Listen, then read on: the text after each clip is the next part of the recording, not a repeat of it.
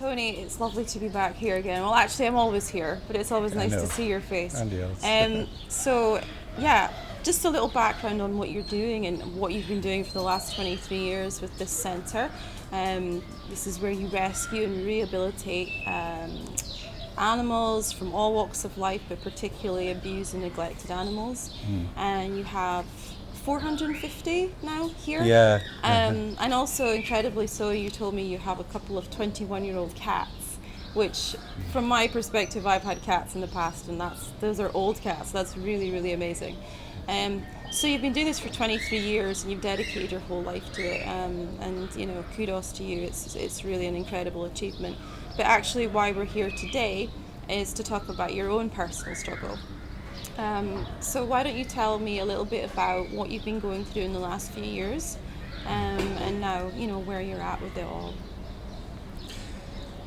Right, well, I was diagnosed 2 years ago with stage 4 cancer. I've been through an awful lot of surgery and chemo, and you know, for 2 years I've been sort of up and down. And the sort of the money, the donations have come from people like yourself. She's been incredible. And you know, raising funds here and borrowing with donators. And my children that live in the States, they've raised so much money so that I can get rid of this cancer, which is started to work. Yeah. I still need to go through another treatment, which is going to cost 10,000-15,000 dinars. I'm sorry, but I'm not going to do it. I need money for the animals. I need to raise the funds, so if you can help me, please, to do that. I need to raise the funds for the centre, for the animals.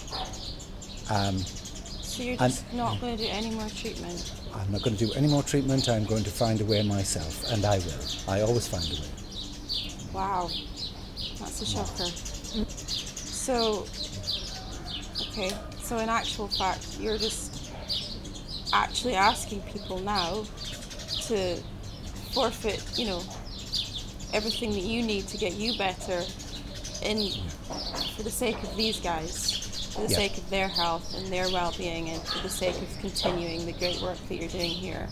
Well, I need to keep the centre open, and because I've been out of action for such a long time, I've got, which I've never done, into debt.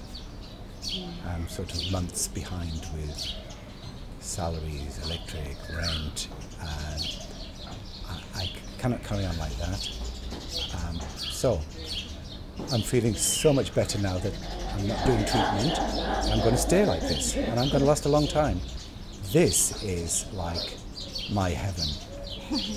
When I see an injured or abused animal come here, and when I see it a few weeks later, and I start getting happy, and I rehabilitate them, it fills me up. But it's like, as I say, it's like a heaven to me. It's, for the rest of my life, whether it lasts 10 or 20 years. They're all very, very fortunate to have somebody like you taking care of them.